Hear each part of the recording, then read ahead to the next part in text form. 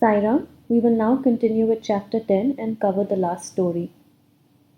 The easiest path. Hearing the stories of saints and being in their company. Though Sai Baba acted outwardly like an ordinary man, his actions showed extraordinary wisdom and skill. Whatever he did was done for the good of his devotees. He never prescribed any asana, regulation of breathing, or any rites to his bhaktas, nor did he blow any mantra into their ears. He told them to leave off all cleverness and always remember Sai, Sai. If you did that, he said, all your shackles would be removed and you would be free. Sitting through 5 fires, sacrifices, chantings, Ashtanga yoga, eightfold yoga are possible for the Brahmins only. They are of no use to other classes. The function of the mind is to think. It cannot remain without thinking even for a minute. If you give it a sense object, it will think about it. If you give it a guru, it will think about the guru. You have heard most attentively the grandeur of Sai. This is the natural remembrance of Sai. Hearing the stories of saints is not so difficult as the other sadhanas mentioned above. They remove all the fear of this sansar and take you on the spiritual path. So listen to these stories, meditate on them, assimilate them. You may attend to your worldly duties, but give your mind to Sai and his stories, and then he is sure to bless you. This is the easiest path. But why do all not take it? The reason is that without God's grace, we do not get the desire to listen to the stories of saints. With God's grace, everything is smooth and easy. Hearing the stories of the saints is, in a way, keeping their company. The importance of the company of saints is very great. It removes our body consciousness and egoism, destroys completely the chain of our birth and death, cuts asunder all the knots of the mind, and takes us to God, who is pure consciousness. It certainly increases our non attachment to sense objects and makes us quite indifferent to pleasures and pains, and leads us onward on the spiritual path. If you have no other sadhana, such as uttering God's name, worship, or devotion, etc., but if you take refuge in saints wholeheartedly, they will carry you off safely across the ocean of worldly existence. It is for this reason that the saints manifest themselves in this world.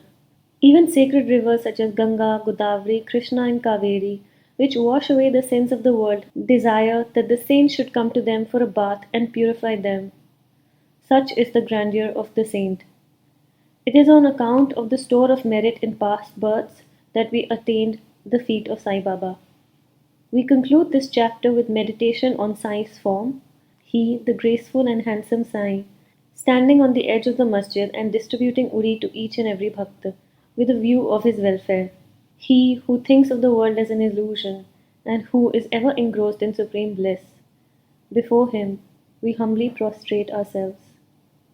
Sai Ram.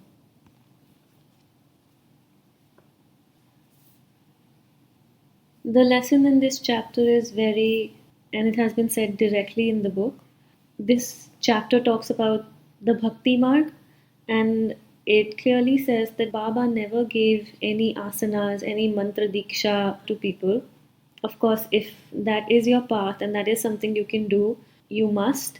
However, the chapter says that that's a path for Brahmins and other classes, the working class, the householder class is probably not equipped for it. Our lives are not always structured well enough to support the kind of commitment those sadhanas take, and taking refuge in the saints and their names is sufficient. Again, that is not to say that you should not do any asanas, you should not chant. If that does come naturally to you, you must continue it. However, according to the story and according to the book, taking refuge in a saint and his name is enough.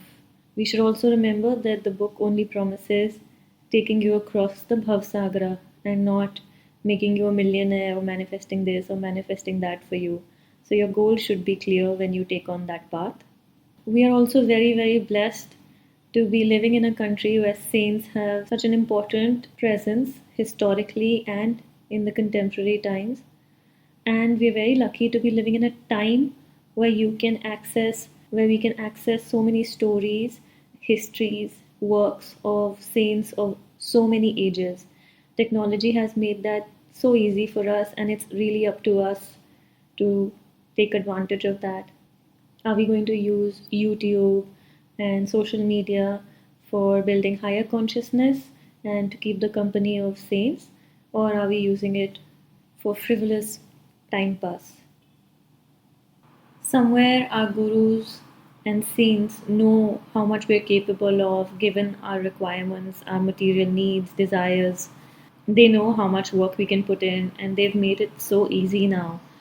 You don't even have to do the great penance, sacrifice, tapasya that were required in earlier times. All you have to do is listen to great stories about them and take the name of Sai again and again. Just take his name. And if we're not even able to do that, like the book says, it is an act of grace that we become interested in listening to stories about saints.